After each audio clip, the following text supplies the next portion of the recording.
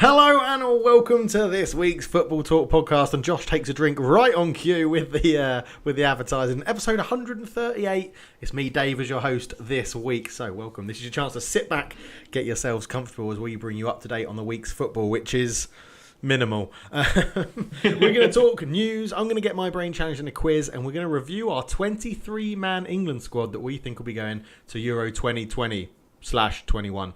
Then finally, I'm going to send Josh an unsolicited wiki pick for him to stare blankly at and answer in the Wikifiles. If that sounds like something you'd enjoy, drop us a like, subscribe to our YouTube channel and Spotify so you don't miss out. We're here, even on these pesky international breaks. Now, all the way over to my co-host in England, it's Josh Cool, and he's being very patriotic. He's got his England shirt on. I am delighted by that. Yeah. How are you, mate? How are you? I'm pretty good. I've not owned too many England shirts. This might be the only English shirt I've ever owned. It's an Umbro one. It's got a collar. That was... I'm not quite sure. I couldn't name when we wore it. I want to say it was Euros in France when I went there. And you're going to give us a date of that? When did I move out here? 2016. I went to the Euros as well, Dave. Yeah, there you go. Do you want to give me a date? 20-something. 2016, I think. I'm pretty sure it was 2016. Was it 2016? No, I've had it before that. Because I remember wearing this at a party, and when England played... Yeah, I dress up for every occasion. No, it was a kind of it was football. It was a friend of ours, Ryan May, who we went to school with. He hosted a kind of garden. I say party, it makes it sound much more elegant than it was. It was drinks, beers in his garden, and gearing up to England, Italy, in a tournament where Raheem Sterling. We all thought Raheem Sterling had scored, but he hit the side netting. Oh. And we ended up losing. It was when we got dumped out of the World Cup against Uruguay, Costa Rica, and Italy were in our group, I think. Yeah, okay. I had it at that point in my life. Nice. That was... I don't know when that was. No, that's going to be like 2010, something like that. Yeah. It can't be... It must be around then, yeah. It must be around You owned an England shirt, Dave. Did you have any... I used to have loads of England shirts, yeah. Did you? I just realised, I think YouTube's done the thing again where it's put us out at the wrong number of title. It's gone back to Klopp out again.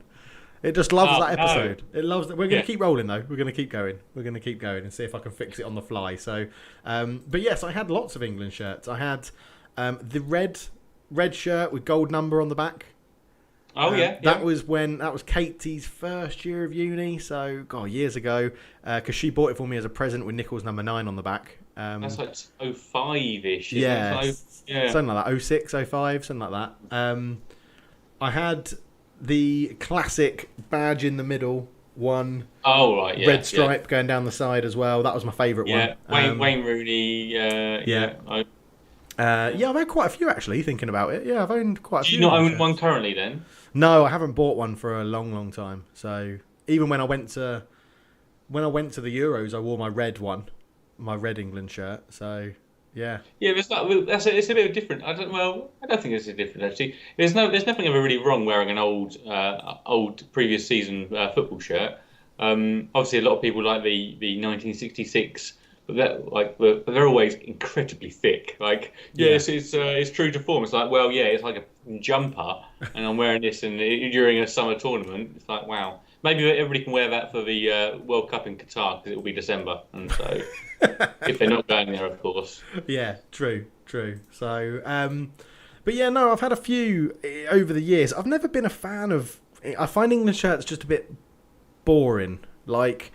We'll get onto the San Marino game later, but they did wear a pretty interesting kit in that game, which I think is our new away kit, which is more exciting, but I don't like it because it's hideous. So, yeah, I can't win. England can't win with me. They can't win in terms of playing games that they need to play because to qualify for tournaments, which I think are pathetic. And then generally when we get to tournaments, we don't do brilliantly unless Big Gareth's at the helm. So just quickly then, have you got an England game that stands out, an England moment that stands out over the past your lifetime? Is it Euro 96? Euro 96 was very good. My one of my best memories as watching England was actually one of my earliest memories from football when I went to Wembley and saw England beat Luxembourg 9-0 or something. And obviously when your first game of football is that, you're was like... that Michael Owen long range? No, this was well before that. This was like right, Alan okay. Shearer in his pomp. Like, Oh, right. it was around Euro 96 time. I was really small. I must have been 8 or 9. And yeah, it was like...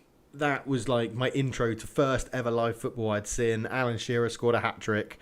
Yeah, that was a very high moment for me in football, in England football. And then most of the other memories are heartbreak, pretty much. Yeah, I know. I look back fondly at the day. I remember where I was at the David Beckham free kick. I remember watching it downstairs with my family, and then it was going badly, and I was getting annoyed, so I went upstairs to watch it, I think in my sister's bedroom. And then he scored a free kick. I was like, woo! Nice. David Batty and Paul Ince missing penalties against Argentina. That's deep in my memory against... friend of the show, James Carver, watching, I want to say, Portugal. I think we've spoken about this recently in my lounge, and then him walking home at half-time because it all went feet-tong. A lot of people seem to think I went to a local nightclub to watch one of our England matches. They used to host it during the day, and you can watch them there. But I have no memory of that, so I'm not sure if it did happen. I got really drunk, or it never happened. Where was that? So the Parisienne. It was the Priz. It was the Priz. Yeah, it used to host during the day of games. They'd open it up, and obviously it would be a bit bleak. If I don't know if anyone's ever been into a nightclub during the day, it loses its mystique at that point. It smells. You can see everything, and depressing that. So, but what's caught your eye in the news this week, Dave, in terms of football?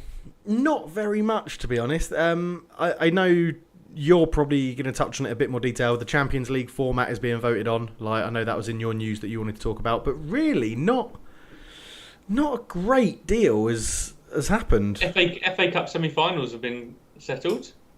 Yeah, well, they haven't been settled. Well, the ties. So we have. How did Man United? Oh no, it didn't go according to plan for Manchester United. Did you call it? I've got a feeling you said you wouldn't prosper in that match. I think I said we'd. Yeah, I think I said we'd lose in the quarters and it would be a stroke. Was it quarters? Yeah. We didn't get through to the. It would have been. But we end up with City versus Chelsea, Southampton, Leicester. I think off the top of my head, is that what we end up with? Yeah. Which is... Go on, Southampton. Yes. Love them to win it. Love them to win it. So I mean, Man City will, but yeah, I'd love them to win it. So yeah. Very true. I had a bit of news in terms of I don't know. I just stumbled across it last night, and it was this similar format to us actually. It was this podcast, but done on YouTube.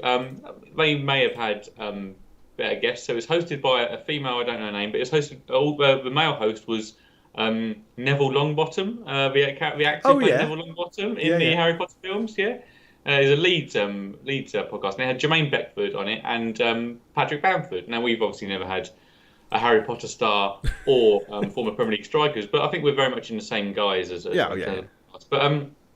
it was a story from Patrick Bamford, which kind of made me chuckle. So one, Patrick Bamford's very well spoken, quite nice to listen to. Well, he looks like he went to private school, so yeah.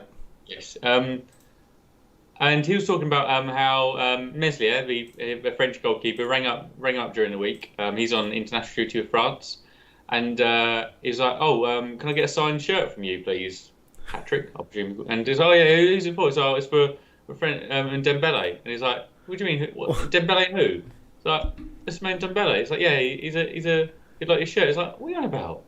So, well, if I'm going to give him a shirt, can I have his shirt back? And Meslier messaged him back going, yeah, I've got a sign that says to my Bamford boy, best of luck or something like that. And turns out Dembele's a massive Leeds fan. What? Yeah. That is so bizarre. Yeah, odd. I think Dembele's a bit of an oddball anyway. Well, he's just a nice guy. He plays a lot of Football Manager. Yeah, he does. So there's off the back of it, I found a video clip of him talking about, and I speak very little French, and so I don't really understand it all. But he seemed to have taken Winchester FC to I have seen that championships or something like that in his Football Manager game. But it also then seems like Pog was talking about maybe he does a little bit of a sugar daddy cheat on it and give himself a lot of money. But yeah, he's a big Leeds fan. Is what I garnered from that. Yeah, because you know how footballers at the end of a game will, especially actually international games, they will swap shirts, and there's a big thing of, and a lot of footballers collect the shirts. Like Peter Crouch is known for collecting the shirts that he's played against, for people he's played against and stuff like that. Do you reckon there's much signature stuff that goes on between players? Like, if you were in the Prem, let's say, I don't know, I'm trying to think of a player here that would be a good... a young Welsh player plays against Spurs, and there's Gareth Bale, for example. Yeah, Gareth but I don't Bale even... being I don't even mean like that. I was going to go...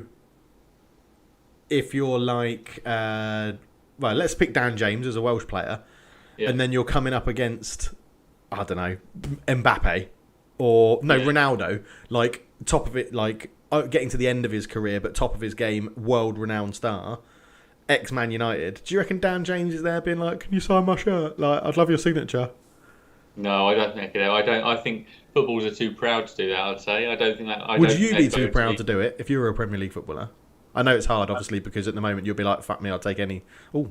I would take any signature I want from a footballer, like that sort of level of footballer. But what would you... I think I would. I think I'd still collect them and ask. Yeah. Yeah, I think if you swapped and afterwards you maybe then go, hey, I'm just, I'm collecting these, for posterity, or maybe like you more on the guise of for charity or something. Can you sign this? It'd be nice to know if that happens. I did watch another video actually. It was an FM legend actually. If I said to you a Mexican left-sided player, left wing back, left midfield, left back, current player, does that ring any bells? Do you know what? I've got someone on the tip of my tongue, but I can't remember his name. So it's Andres Guardado. Guardado, yeah. And there's a clip of him, and it's after a game, and he has his young son, probably like 4 or 5, and he's playing for Betis at the time, and he wants his son wants a photo of Messi, so they're in the tunnel, and Messi holds him, and it's a lovely interaction. Obviously, again, my Spanish is even worse than my French, so I have no idea what's going on at that point. But there's a photo with Messi holding his son, and he's got a photo, and it's just like, that's beautiful. You forget, and obviously I imagine children. You hear actors talk about it, and and they're like, actors' children don't appreciate who they are as a movie star, but when they get to meet, I don't know, say Chris Pratt's child, and Chris Pratt is in Guardians of the Galaxy, and but then if he was to meet Chris Evans, it'd be Captain America. It's so much better than meeting your dad is like someone, but then you see someone who's Captain America. Wow, it's like that in football, isn't it? Like his dad is a top level footballer, Guardado, but meeting Messi is just something different, isn't it? But it's not Messi. Yeah, it's not. That's the thing. Yeah, so it's interesting. It's interesting. I'm just going to very quickly, just say, if you are watching live on YouTube, apologies, but the live chat isn't working because of the technical difficulties I've had with it thinking we're still streaming and talking about Klopp, which we're not. We're suppressing the voice of a nation. Well, at the moment, we don't want to be abused. Yeah, we're accidentally suppressing the noise of the noise of evasion. We've gone all Thierry Henry and have turned off the social media here, which is very sad to see that Thierry Henry's had to take that step. And I don't like. I can imagine a social media for a footballer, especially a player of colour, is just Christ. Horrendous. Why would you bother? Yeah. Why would you? Yeah. So. Right. So we touched on it earlier the Champions League format. So for those of you unaware, I was unaware until this week actually. There's a new Champions League format being voted on this week. We're coming to play 2024, and obviously it's an expansion. It's an expansion pack they're adding on to this, because they want more games, and it's only adding 4 more teams. I think it becomes a 36-team event, but the problem is it gives 10 guaranteed games up front rather than the 6. So rather than the 3 home, 3 away, it's 5 home, 5 away. Ugh. And it's just adding games in. It's just not. I don't like it. No, I don't like too many games in.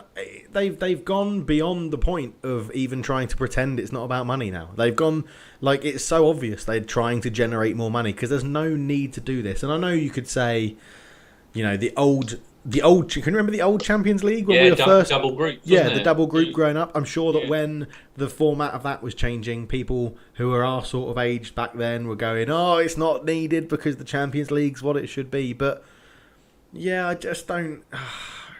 I just don't. It's just people don't like the League Cup generally, and this is going to hurt that even more. It's probably going to hurt the FA Cup, which is sad to see.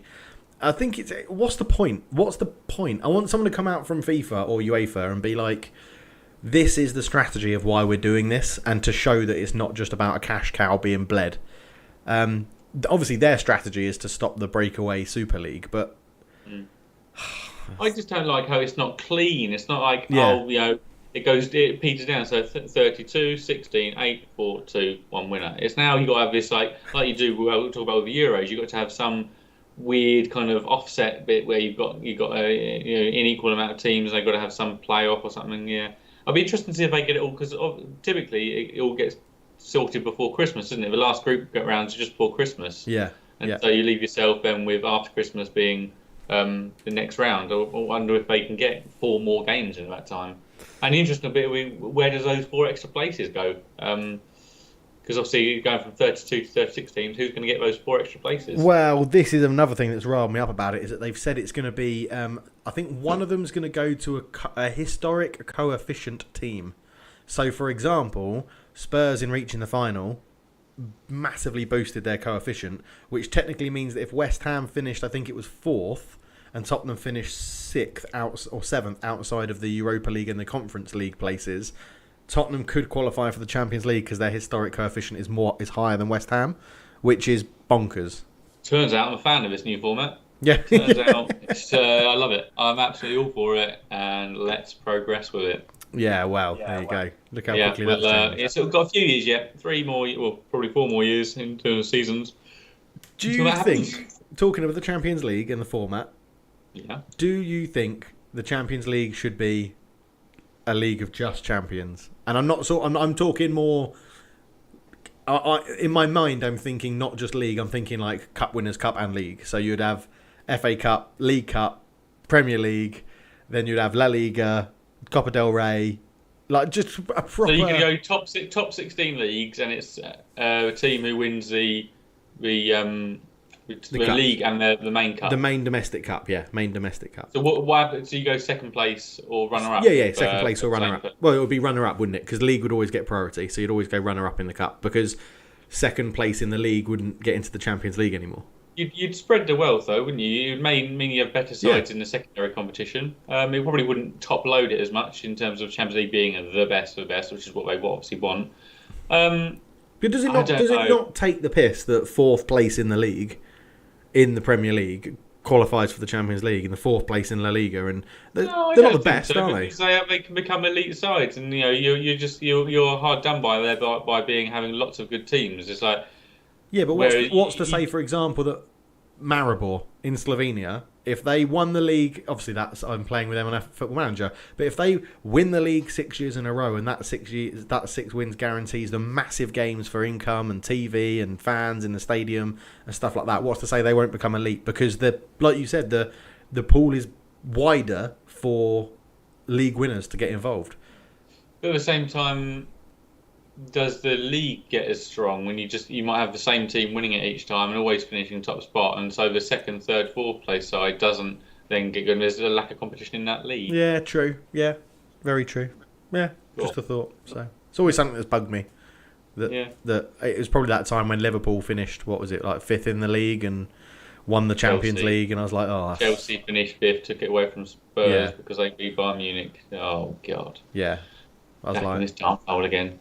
Right. But yeah. Anyway, any other news, Dave? No, not from me, mate. Not from me. So, should we move on? Let's quiz it. Yeah, you've got a quiz for me, man. Ooh, la la la la la la la. It's quizzing time. So, sticking to the international theme this week, in front of you are 17 lines of questioning. There aren't 17 clubs. There should be. There's not. Because I haven't loaded up the right quiz pictures. It still says, name a Dutchman. Name a Dutchman. Right, well, we don't have a live chat, so we can do this one on the fly. So go on, Josh. Okay. All right, so Dave, have you got up in front of you the quiz? In front of me, I have England debuts in the last 2 years. Yeah, so we're going to look at players who've made their England debut within the last 2 years. And there's 17 players who've made this. And what I've given Dave is a list of clubs. So just quickly run through it. We've got Arsenal, 2 players. Aston Villa, 2 players. Borussia Dortmund, 1 player. Chelsea, 3 players. Everton, 1 player. Leeds, a player. 2 Leicester City players. 1 Man City, 2 Man United, West Ham and Wolves. So they've all had players to debut for England in the last 2 years. We'll obviously cover it again as we go, but let's hit it, Dave. 17 potential ones. I'm going to expect at least 50%. I'm going to go 9. You need 9 correct. Okay, Dave? Okay, 9 correct. So I'm going to go the approach I always do when there's a score against that I need to hit. I'm going to go for the ones I know. Borussia Dortmund, Jude Bellingham. Borussia Dortmund, Jude Bellingham is in there. Correct. Right, Aston Villa, Jack Grealish. Jack Grealish is one of those players, yes. Aston Villa, Tyrone Mings. Tyrone Mings, incorrect. Oh, so that would have been... So that means he made his debut at Bournemouth then? When he was at Bournemouth. Or greater than 2 years. Or greater than 2 years, that's true. Yeah, that's true. Okay, Chelsea, Mason Mount. Mason Mount, correct. 2 years is blurred in international football.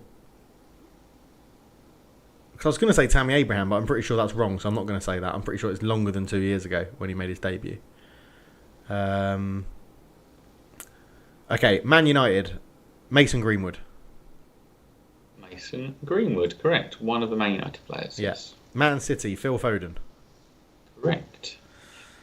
Leicester City, James Maddison. Correct. Wolves, Connor Cody. Correct. Thus far. Yeah, I'm flying through these now. I'm getting a bit... Leeds is the holding midfielder, Calvin Phillips. Correct. 8. Everton, Dominic Calvert-Lewin. Correct. Who was the other one for Villa? I've got 2 Arsenal in there as well. Oh, Arsenal. Saka. Yes. That's 10. You obviously passed, so Yes. keep going though. Who's the other Arsenal one? Who have Arsenal got that's in 2 years? No, I'm struggling with that. Villa. No, Ross Barkley would have done it for Chelsea and would have been more than 2 years ago. Oh, Ollie Watkins scored against San Marino. Ollie Watkins, Yeah. yes. 2 more for Chelsea. So we're missing an Arsenal player. We've already got Bukayo Saka. We're missing 2 Chelsea players, haven't got Mason Mount. We're missing 1 Leicester player, haven't got James Maddison. We're missing 1 Man United player, haven't got Mason Greenwood, and we haven't even touched on the West Ham player. Oh yeah, West Ham is Declan Rice. Declan Rice, yeah. Just completely forgot about West Ham even in this list. I went straight to Wolves and thought that was the bottom. Like, thought I was done. You don't want to think about West Ham being at the bottom. I feel like Chelsea should be very easy to get. And you know these players. Right, so Leicester City, how many have I got? Did I get both of Leicester's or am I still... No, you're still waiting 1 Leicester. So Leicester, I'm going to go Ben Chilwell. Ben Chilwell, incorrect. So Chelsea, I'm going to go Ben Chilwell. Incorrect. Oh, bollocks. Who did he... Oh, more than 2 years ago, wouldn't it? It'd be more than 2 years ago he made his debut. Ben Chilwell is one of those... He was always on Football Manager as this young left-back, wasn't he? It's funny to actually see him now. He was always like average stats, but young left-back, and he's finally made it. Okay. Arsenal player. It's not going to be him.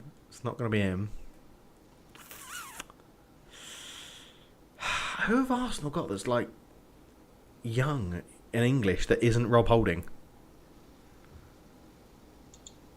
I'm going to go... It can't be Rob Holding. He's rubbish.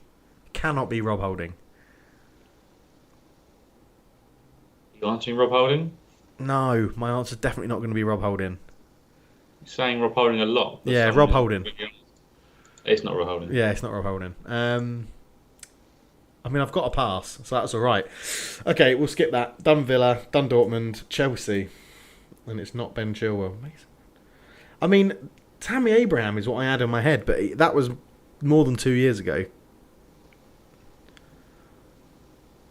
Who have Chelsea got? Chelsea have got really good English young players, and I can't remember their name. What the Man United player? You've got one of them. Can you name the other one, Dave? Oh yeah, only named Greenwood, didn't I?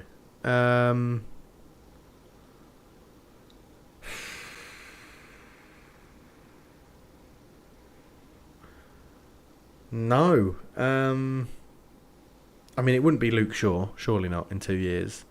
Not Harry Maguire. Oh, Dean Henderson. Dean Henderson. Obviously, Dean Henderson. Yeah, sorry.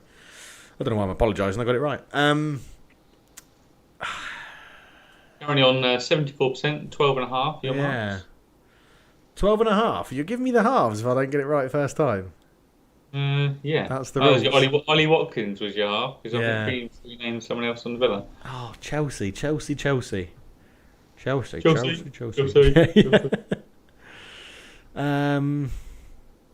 Callum Hudson-Odoi. Callum Hudson-Odoi for... I don't know, I'm going to give you half a point because so much has gone on. No, you can give me a full one there. I've only said Ben Chilwell for an incorrect Chelsea one. So Callum Hudson-Odoi with my third Chelsea one. You've got to have a half point at some point. Half point. You're fine. Chelsea.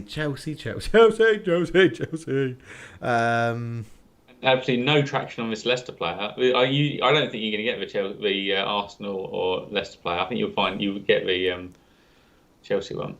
I think I should. If I keep going through my head, I'll get the Chelsea one. But I'm really struggling with it at the moment. I'll give you 30 more seconds. Yeah. So Arsenal, I'm going to go with. No, I'm not. I'm going to go to Leicester, and I'm going to go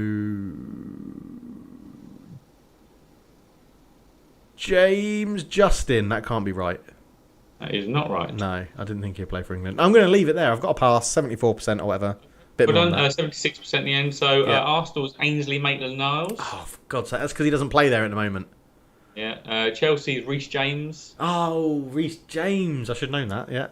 And Leicester, a Harvey Barnes, an England B international if I've ever seen one. He's played for the full national team, Harvey Barnes. Yeah, in that Wales match, I think, we basically put out an England B side. What a disgrace. Welcome, Leicester fans. Yeah. Hi. Luckily, chat's not on, so it doesn't matter. Yeah. All right, then. Good. I'm happy with the pass mark. Dave. Yeah. I mean, the bit I take away from this is, like, how many of those players are going to be in our Euro squad is what we'll see in a second. It's a fair few, isn't it? Let's lead on to that, then. So, on the screen now, separated out is my team in red and Josh's team in blue and white, which is quite the nice touch for the England colours, like what you've done there. And so Josh put this together, and we've gone with 3 goalkeepers and then 20 other players to fill the squads. So, as are the rules and regs, you need 3 goalkeepers, and then you have to make it up. We could have chosen all strikers for the rest of it, but each squad does have to have 3 goalkeepers in. It does. And so, yes, Josh, how do you feel about this? How do you want to? I mean, we've got a number of people that overlap. I mean, we've both picked the same goalkeepers, all 3 goalkeepers. We've gone with Pickford, Henderson, and Pope. You've gone out and out Pickford. Are you thinking this is what Southgate will do? Is this your choice? Yeah. So let's just kind of cover it. So this is us. Obviously no games this week. We're trying to fill some time with some. With international week. Let's talk about how we think we'd line up internationally, and this is more of my feeling because I know no doubt that Gareth Southgate will be more conservative, and with the goalkeeper question, like on my view, if Gareth Southgate is that there's nothing that Henderson, Pickford or Pope can do, I think he's got it settled in his mind. He's going to start Pickford that first match, I'd say. Okay, all right. But this is for Euro 2020. Obviously, this was meant to be in 2020, now 2021. To remind you, England's group has got Croatia, Scotland, Czech Republic in it.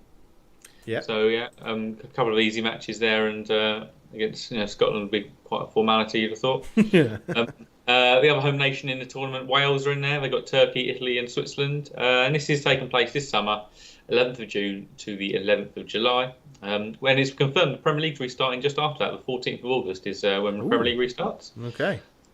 Portugal are the defending champions. We'll remember that. Is it Eder? Getting that long range? Yeah, after Ronaldo went off injured against France. I was on holiday in Croatia. Can you remember holidays abroad? Yeah. Incredible things. Yeah. Love a holiday. And VAR will be used in this tournament for the first time, actually. Oh, God. It was all so positive until you mentioned that. Yeah. So we thought we'd look at our squad. So this is the first time that Dave has seen my squad, and I saw Dave's for the first time yesterday. So let's take a look through it. And as Dave says, yes, 3 goalkeepers. So the way I've lined up is that I think Jordan Pickford. I've got a similar train of thoughts to Gareth Southgate. I think he deserves to be the number 1. I think He's shown in an England shirt. He's done well. It's that difficult situation that you've got what you perform in an England shirt or what you perform at club level. They are different competitions. There are different teams around you. So one can guide the other, but I don't think you should be completely restricted by it. So I have Pickford number 1, and the other two can battle it out. But you're of a different thought, I think. Yeah, I went with Henderson as my number 1. I think you can judge on form for club, and I think Pickford's shown enough brain farts this season alone, not even including the ones from last season, that he's not. I wouldn't trust him in a big game, and I think if you're not going to play him in a big game, why play him in any game, sort of thing, unless you have to. So, yeah, I think Henderson has proven with his time at Sheffield United that he can concentrate in terms of times when he's very busy, and times at United he can concentrate when he's not overly busy. He's had 1 or 2 lapses, like Milan. He should have saved the header that took it to 1-1, but then on the other side of that, in the return leg against Milan, he made some cracking saves. Don't get return legs in the Euros, though, Dave. Don't get return legs, mate. No, but that also then brings me to Nick Pope, who I think I'm probably overlooking purely for the fact he plays for Burnley, and I think that's harsh. I'm just not the biggest Nick Pope fan. He's got some very strong attributes, like claiming crosses, really good at. Shot stopping, okay. Kicking is just abysmal. He is not an elite kicker of the ball, and unfortunately, there's going to be some games. Exactly what I was going to say. Distribution lets him down, and I think in the games we're going to be sitting back as England, you need that good distribution. I think to do it, and when we're not sitting back and we're on the front foot, I think why would you pick Nick Pope anyway? Like you can get away with picking Henderson and Pickford in that. But yeah, I would go Henderson. Henderson would be my first choice keeper going into the Euros. So. Yeah, I'm not against it. Say he was to play the remainder of this season, and that would be a really good start. I just don't see it, and I think you'd want someone who's. I think Pickford's always done well for me. English shirt. We had a really good World Cup, didn't we? And it was quite enjoyable to watch. So I'd be sticking with Pickford. So just on that, then, do you think Gareth is going to pick with that World Cup in mind? Obviously, we saw 3 at the back a bit in the World Cup. We saw a few little tweaks that no one. I would say if you look back at it, you would probably say, I wouldn't agree with that, but it worked. So do you think we'll see that? Do you think Gareth's squad and tactics will be based on what worked at the World Cup, or do you think they've worked on some other stuff? I think it worked on other stuff, but I think in terms of what he takes from the World Cup is that I think he takes how players have performed for him in the tournament. So I think that's why Pickford I think will be a dead cert. Yeah.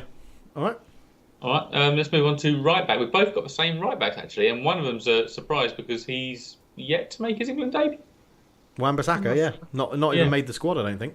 So. Yeah, and the rumour has it around Trent Alexander-Arnold might not make the squad as well. He's not a dead cert, which is he's obviously dropped from this squad. So, but we have Trent Alexander-Arnold as first choice right back, and both have chosen Aaron Wan-Bissaka as second choice. Yeah, but neither seem guaranteed of their place. So I'd say that's quite harsh. Yeah, it is, and it's obviously our area of most strength. This is where we're inundated with right backs. You could probably make a whole squad of right backs if we decided to go that route. Yeah, it's an interesting one because I've sort of put Kyle Walker in the squad as well as a bit of utility, like cover centre back. He can go right back. He can probably play left back. The one I was most when I did this and I was desperate to try and find a place for him was, and weirdly I didn't get him in the quiz, but was Reece James, because I think he's had a good season. I think he plays well. Southgate will trust him from the under-21s, but when you look at it all factually and go through stats and how people play and how they fit into a system, like really Alexander-Arnold should be there.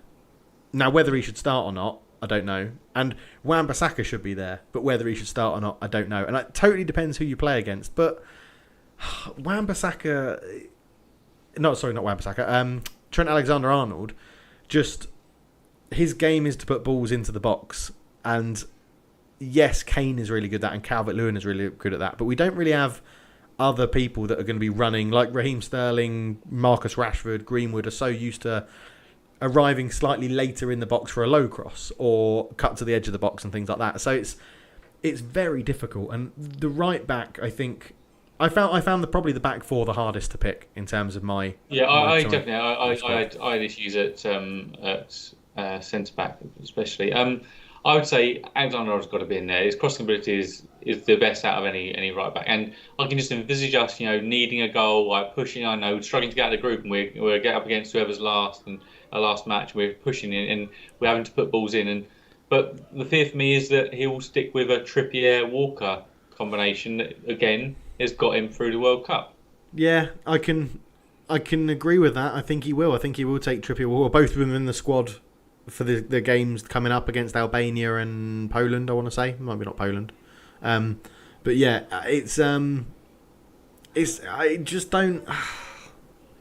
Maybe it's because we're not watching Trippier every week that we don't know how he's getting on. Obviously, Southgate will be doing that. I just feel like it's trusting too much in something that may have been a fluke at the World Cup. And it's not... I don't see... I mean, I've watched Trippier a lot, and he's obviously changed a little bit, but being abroad, but at the same time, it's not... We've seen him play for England, so we know what he's about. Yeah. He's plays in a Simeone side, which obviously he would have learnt things, but he's not exceptionally quick. He's not great one-on-one. Is he living off the free kick against Croatia? Yeah, he's solid, but again, defensively he had a secondary right back there covering him, so it wasn't like full on defensive duties. I would say there's better players personally. Yeah. Okay. I mean, we're settled in who we're taking, so we're taking those two. But I mean, you've got other options. You've got obviously we're not taking Reece James. We're not taking Kyle Walker-Peters, Matty Cash. There's probably others I'm forgetting off the top of my head. Yeah. Japhet Tanganga and there's strength at right back, and I mean I found it very interesting that we'll move on to centre backs. I know we should go left back, but we'll move on to centre backs because of the tangent into Kyle Walker, and I'm very surprised to not see Kyle Walker in there at all for you as a sort of utility. I'm a big fan of Kyle Walker. That's what surprised me. Yeah, that was he's just not getting the game time at Man City, and I think that I know international football you do need that cover in different positions, but I just feel like he's not. I mean, he's still a very good right back. He really is, but covering a centre back, if you end up having to play him at centre back, I just can see him being at a fault or something and an error happening. If you play him a back three, maybe, but if he's having to play in a two, that would be. Yeah, but he's there as my fourth choice centre back. And an option at each fullback because he can do a job. He'll do a job at left back if you get an injury. If you get two injuries. So, but yeah, So I was very surprised not to see Kyle Walker. Centre back when we both chose John Stones and Harry Maguire at centre back, which I presume would be our first choice pairing. Yeah, agreed. They're both the same guys of player. They both. I mean, Maguire would be better if he had a Virgil van Dijk or Ruben Dias alongside him. Yeah. John Stones is better because he does have that player alongside him. Together, I don't know. It's like two dollops of ice cream but no cones. You need an ice cream and a cone. You need the hard, rigid cone, and then unfortunately these two are just the absolute melts on top. They're gonna. What an analogy! Yeah. That's amazing. Yeah. Okay. But in terms of backup centre backs, this is where we differ. So we've got only 5 differences in our squad in total, and 2 of them are here. So I went for clubmates. I went for they know each other, they perform well, because it's such a muchness a centre back. There's no one stand out. I totally agree. I'm not saying I'm particularly big fans of at least one of these players, but I think I know that's why I'm really trying to stifle my laughter, because I honestly thought your hatred would overpick this player. Esri Konsa and Tyrone Mings. You have a balance of left centre back, right centre back. They know each other's game and they work well as a unit. And I think that could easily work well in some of the easier games and heck even in other games. But the balance is there. Dave has gone for, as we mentioned, Kyle Walker as his 4th choice, but he's also gone for because you're Manchester United love, Michael Keane as your. I've gone for Michael Keane because I don't believe that. Someone like Tyrone Mings or someone like Konza could step in alongside one of those other centre backs, because they're not going to play. Tyrone Mings and Konza won't play together. One of them will step in for an injury to the other one. So I think the club thing goes out the window unless you've got a dead rubber at the end and you can rotate the whole squad, which for England is probably unlikely because we do struggle in the group stage and we make it harder than it should be. So I went for Keane because he can step in and play alongside either of those players, and he's done it at England. I think people would be happy with Mings playing in that back You four. wouldn't be happy with him playing there, would you? No, I mean, honestly, I'm surprised at myself. In there, but honestly, what have we got? There's just nothing like. Exactly. I'll be taking Joe Gomez if he was fit, but he's not there. Yeah, so I've fallen into the trap of Southgate's tried and tested. Michael Keane's gone with him, played with him before, and I did everything in my power to not pick Eric Dyer because he's terrible. Oh, he's never getting my side. Yeah. Maybe Connor Cody. Obviously, debuted in the last 2 years. Connor Cody works in the back three more so, I'd say. Yeah. Which isn't beyond the realms of possibility. But there's no. It's definitely that. Unfortunately, that core, that defensive core, goalkeeper, centre back, defensive midfielder, is where we're weakest, which is going to be our limitation. Yeah. Agreed. Yeah, very much agree. Okay. Now I've got a big surprise from you at left back. So we both chose Ben Chilwell, the aforementioned thick-thighed Ben Chilwell. Now, he for me is my backup left back, but he is your first choice left back. Yep. My first choice left back is the starting left back in Dave's favourite team, Luke Shaw, because he's had an outstanding season. Yep. He has. I think he's been an excellent left back, progressive going forward, solid defensively. He has also operated in the back three, left-sided centre back. I think he's excellent. And Dave's got overall more attacking squad than me. 100%. You've got your backup left back, but maybe even not the backup left back, which you mentioned, Kyle Walker. You've got Bukayo Saka in there. Yeah. So Luke, the thing with Luke Shaw is that I think he's a very much a confidence player, and that confidence is flowing now. And you're right, he's playing very well. Man United starting left back, but I feel like if Man United tail off to the end of the season, he will take that sort of personally, and his confidence will be down. I don't think Southgate has the managerial nous to manage Luke Shaw's confidence. And again, if you're in the first game of the tournament and let's say Luke Shaw makes a mistake in terms of an issue with a goal or something, I don't know, an own goal, or the player skins him and rifles it top corner, I think it's easier. I wouldn't trust him to bounce back from that, and he's very injury prone. But I feel like Chilwell is solid enough, and this is my team. I'm predicting Alexander-Arnold. I would pick Alexander-Arnold as my starting right back, which means I'd want a more defensively solid left back in Chilwell. I think Shaw can get lost in games a little bit, but I've gone with a long-term group stage in mind, so yeah. Do you know, when I put Luke Shaw in, I did just have that feeling that he would be the player vilified when we get knocked out of a tournament. I felt that there will be something there, maybe through no fault of his own, but there'll be something like he gets a red card, kind of a Phil Neville of the situation, a penalty, and there'll be something that falls on his shoulders and derails his progress at Man United, because it will be out of his comfort zone. I think he's performed well at United from Ole, from no fans, and from just consistent football. And I just feel like taking him out of that comfort zone may not be right, but I just think you can't deny it is. Because I know what you were saying about the three at the back thing as well, with him potentially becoming left-sided centre-back or the attacking wing-back. And I feel like that's where my choice of Kyle Walker gives me that option to say, well, I can play three at the back and then still have Saka bombing up the left wing as a wing-back. And if you want to change it to a more defensive wing-back, you put on Ben Chilwell.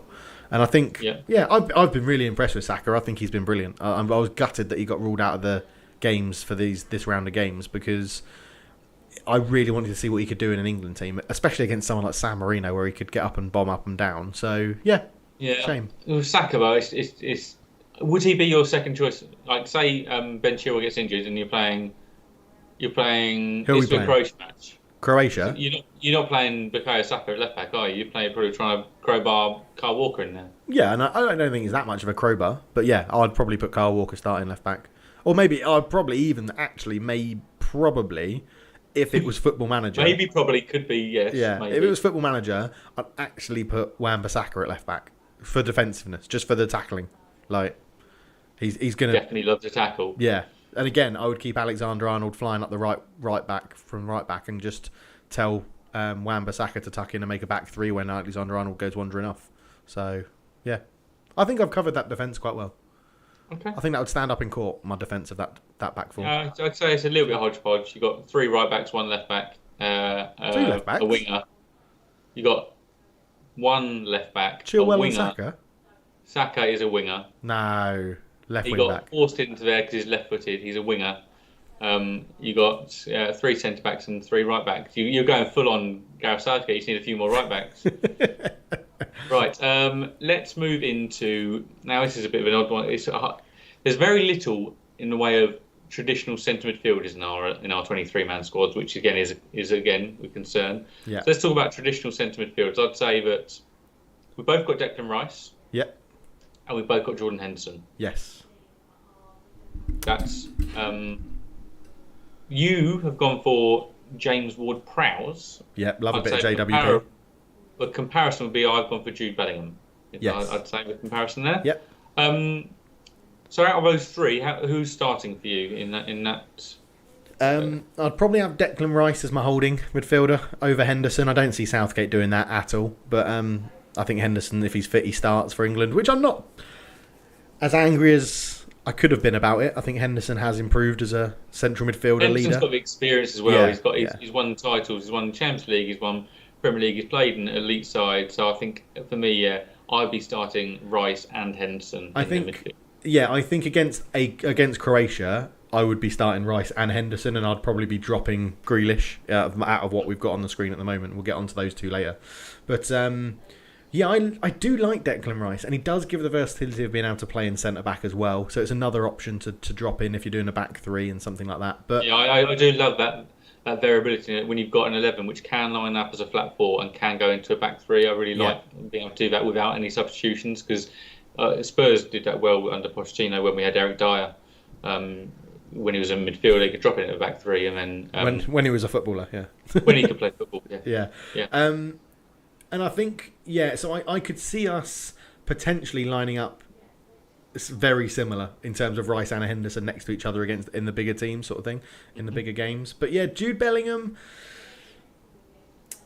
the fact he only made his debut like 2 days ago, I can't. I just don't. I mean, you're talking about James Ward-Prowse like he's an experienced international. No, but he's played. He's not. He's played. Yeah. Yeah, he's played more than one cap, and right. My thing with James Ward-Prowse is like what you were saying about Alexander-Arnold. Last 5 minutes, you need a goal, and you're gonna be getting set pieces because you're peppering the net, blocks, saves, free kicks will be given away, things like that. Why not bring on the best set piece taker in England? Like an English national set piece taker. No, James Ward-Prowse, dickhead. Like he's yes, it's special teams, and I know you hate that, and I know you hate having someone that's just. But if you need a goal and you're getting corners and you're getting free kicks, and he has done it for Southampton under pressure when they've needed a last minute goal, and he's fired it in, and and he's a penalty taker. So, God, do we need them? That is true. He can take a penalty. I think you've got enough on the pitch in terms of free kicks. You've got Trent Alexander-Arnold who can take a free kick. There you go. Yeah, exactly. Yeah, I really, really like James Ward-Prowse, and he is in my England squad. He's in my 23. He's going. I'm delighted for him. Could go. Yeah, I like Bellingham's composure, and he's his ease on the ball and it kind of floating through it. I quite like that. But again, it's not like a dead cert Bellingham. I had Calvin Phillips in there for a little while as well. Adds a bit more bite because we really do only have Declan Rice and Henderson who can naturally put a tackle in. Ward-Prowse is a busy midfielder. Bellingham is a bit more of it seems a bit more of a luxury player. He's better on the ball. But Calvin Phillips would add a bit more bite, which I'm not against taking either. The only thing with Phillips for me, he was on my list of potentials that could go in midfield, and he doesn't suit what I think I want my England team. I wouldn't want my England team to be hounding down the ball.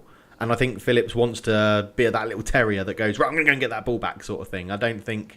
I want, to be a bit more composed. But I could see Bellingham doing a good job, but I would take Ward-Prowse over him, Yeah, so I've got kind of Rice and Bellingham as my more defensive-minded midfielders, and Henderson and Maddison as my kind of... I'm trying to crowbar Maddison on Mount playing in a slightly deeper role, because you haven't got Maddison in your instead of Maddison, you've kind of got Mason Greenwood as would be your straight swap, is where we differ. Yeah. So Maddison again can take a free kick, can take a set piece.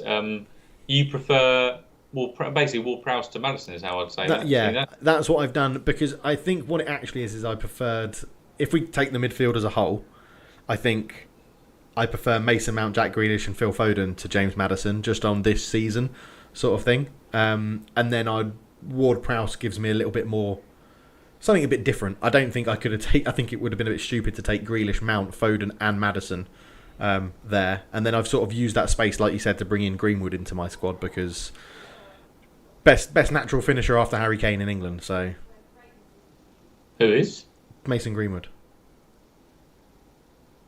Really? After Harry Kane, yeah. Harry Kane's the best, and then I'll probably say Greenwood. To naturally finish, who else is out there to do it? Again, you need a goal.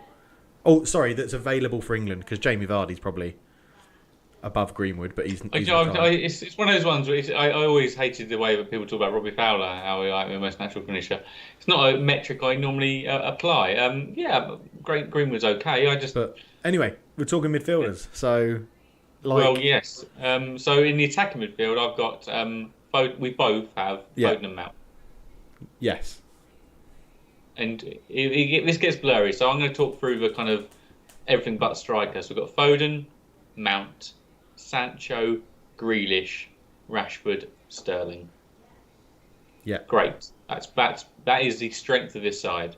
You obviously had Greenwood to yours, so I mean, I think you've just got really top. I mean, Foden, fantastic season for Man City, been excellent. Grealish was vying for Player of the Year. Obviously, his injuries have hampered him somewhat. Sancho again, smashed back on in form. Mount been great for in all the money they've spent. He's been one of Chelsea's players. Sterling and Rashford, I think you're taking what they can do. I don't think they've had excellent. Either of them have had excellent seasons. I think Sterling's been okay. Rashford, I think he's been reasonable in an England shirt, but Rashford would be the weakest out of a lot for me, those. Yeah, I think I think he's just suffering a bit from burnout. I think he's done so much and that's off the pitch as well as on the pitch. I think it's all sort of catching up with him for a young kid. He's still only 23, so he's also in there because he can play through the middle as well. Yeah, and I think you've hit the nail on the head with that. This is our strongest area of the pitch. Like anything sort of, if you were to line them up as we have done on the screen now, like anything above the halfway line is probably our strongest part of our pitch. Like, it's ridiculously good. Are you not a bit concerned? Because obviously I've gone, and when I sent this to you, I had Jack Grealish down as, AMC / AMR, AML. Like, there's support around there. Would you not be a little bit worried if you got an injury to one of those big wingers, or maybe two, someone picks up a hamstring and then a little twisted ankle, and because I feel like wingers are the most likely to get clattered and. So tell me who's knocked out, and I'll rejig my side. What you got? Okay. Also, I've only just noticed you started Grealish over Sterling. Yes. Okay. All right. So let's say Sancho gets a knock.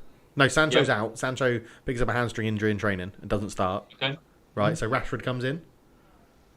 Potentially. Is that the only other injury? Your luck's out. Rashford's hurt. So Sancho and Rashford are out. Yeah. What do I do? What'd you do? So Kane still obviously starts up front. Grealish still starts, and you've got Sterling or Mount can go and kind of. It's all Grealish, Sterling. They can all play both sides. Yeah, okay. Yeah. Grealish can play both sides. Sterling can play both sides. Sancho can. Rashford can. Mount can. Foden can. It's just the variability in those six. It's excellent. Well, I mean, we've picked the same six, haven't we? So I think only Sancho is probably the one who really does typically would play right side, but again he can play left. So no, it's excellent. I mean, up front for our main two. Yeah, Harry Kane and DCL. I think. I like Dominic Calvert. I really like Dominic Calvert. Obviously, Harry Kane's. I don't think we need to speak about Harry Kane. He's clearly going to be. Is he captain still? Yeah, captain and leader and striker and goal scorer for England. He's clearly going to be up there. Calvert-Lewin, I was very, very tempted to put Ollie Watkins in, just because he's had a great season for Villa. But you can't look past. He's had an okay season for Villa, adapting to Premier League. Yeah. I'd be more inclined to put Tammy Abraham in. Yeah. But I wouldn't pick. I would always pick Dominic Calvert-Lewin over Tammy Abraham, I think. So That's why I went for him. But I thought, in my opinion, the closest thing to Dominic Calvert-Lewin was Ollie Watkins, like from my choice, and Ollie Watkins didn't make it. But again, I feel like with Greenwood, I've got that option that if you wanted to go for a bit more pace up front, you can put him up top. Yeah. Nose place for Patrick Bamford? No, not for me. No, it's not. No, not Callum international Wilson? class. No, not Callum Wilson. Again, it's the risk that he could get an injury on the first day of the training camp at the Euros. So it's harsh. But Danny Ings? Danny Ings is an interesting one. He's just not. There's something about him that I just don't think he will do it at international level. Like, no, I think he's just a step down from that top tier. I think he's just he again with Harvey Barnes could make a great England B side. Yeah, like Danny Ings is a prime example, I think, of everything working very well for him this season, and I just don't see it happening next season. Probably, you could argue probably more so last season. It's just starting to fade away. Isn't it? That's true. Like, you can argue the same potentially about Calvert-Lewin, but he's a big, strong striker, and I think England do like that. And he is a good finisher, so yeah. Okay, so run me through your first 11 then, Dave. So first 11, Henderson in goal, Alexander-Arnold, Stones, Maguire, Chilwell. The midfield 3, Rice, Phil Foden, and Jack Grealish. Right wing Sancho, left wing Sterling, Harry Kane up front. I've got Pickford, Alexander-Arnold, Stones, Maguire, Luke Shaw, Rice, and Henderson in there with a front 4 of Grealish, Foden, Sancho, and Kane. I think that there is one person who can tackle in that front 6 of yours. Yeah. Oh well. I'm going attacking. You said it yourself. So yeah, you're going attacking. Right. Well, let's see how we line up when the squad's announced in a couple of months. Exactly. Yeah, it'll be interesting. Let's see how we line up tonight. Today. It's tonight against Albania. Yeah. Albania. Yeah. So very, very interesting. Right. Should we move to a wiki file? Hit me, Dave. I got a wiki file for you. Hey. So it's on the screen for you, Josh. If you see it, say it. Okay, we love a bit of Burnley. Womb to youth career at Burnley until 07. 07 to 2012, played for Burnley, 105 appearances, 31 goals. There were a couple of loans in that time. Sterling Albion, 11 appearances, 3 goals. Barnsley, 6 appearances, 1 goal. And then we move. We make a permanent transfer to Southampton, all the way down to Southampton, 104 appearances, 26 goals. We then move to the Midlands, to West Brom. A couple of years at West Brom, 82 appearances, 29 goals. Before heading back to Burnley, 60 appearances, 9 goals. So, Burnley youth career, Burnley first professional side, Burnley current professional side. And they've scored a number of goals overall, and 1 in 3 at Burnley, 1 in 4 at Southampton, 1 in 3 at West Brom, now 1 in 6 at Burnley. For someone who's played for Burnley so much, they have such a non-Burnley name. You'd thought they'd been ousted from Burnley. This is a player who was highly regarded. I think Pochettino enjoyed him. I think he may have some England. May have played for England, but is Jay Rodriguez. It is Jay Rodriguez. Did you want to guess at his... It's an international week, Josh, so you've got to guess at his international stats. I think he's played for England twice. Oh, he's wrong. He has one England cap to his name. And he has one England under-21 cap to his name. And could you picture a Jay Rodriguez-Danny Ings partnership for England B? Yes, that is smelling heavily of England B, that is. So next question. What year did he make his England one cap wonder? That was going to be under the Pochettino era. That's going to be 2016, 2017, I'd say. 2013. Oh, really? Yeah. Still Pochettino era. Oh, maybe Pochettino Flying era. high for Southampton.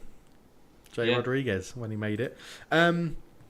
Right, obviously, as ever, we do clock into a bit of the personal stuff, which he has none of, so he's quite a boring guy. It's probably because he's still playing, to be honest. He is the older of 2 sons, and he attended Heansford Primary School. There you go. That's all I can give you. Has he got some Spanish heritage, eh? His father, Kiko, was also born in Burnley to Spanish parents. So his dad is Kiko Rodriguez, and he's English, from Burnley. There's not many Spaniards in Burnley. No. Kiko was a non-league footballer. There you go. So he does have some personal life. Yeah. Some there we personal go. facts. So, yeah. Excellent stuff, Joshua. So, yeah. I mean, that's the end of the podcast. I think we've done well for an international week. I think we've done extremely well, Dave. Yeah. We should pat ourselves on the back for that. Oh, I just stabbed myself in the neck with my pencil. Oh, that really hurt. That's going to be live on YouTube. Excellent. Right, so have you got any other business, sir? No business from me. No, excellent. Well, in that case, it brings us to the end of this week's podcast. So thank you so much for listening. If you've been with us live on YouTube, thank you for watching, and apologies for the mess up with the live chat. Hopefully it will be sorted next week. If you want to get hold of us before that show, you can find us on Twitter at Football Talk. But remember, there's no AM football. So thank you so much for watching. We're out for now. We'll see you next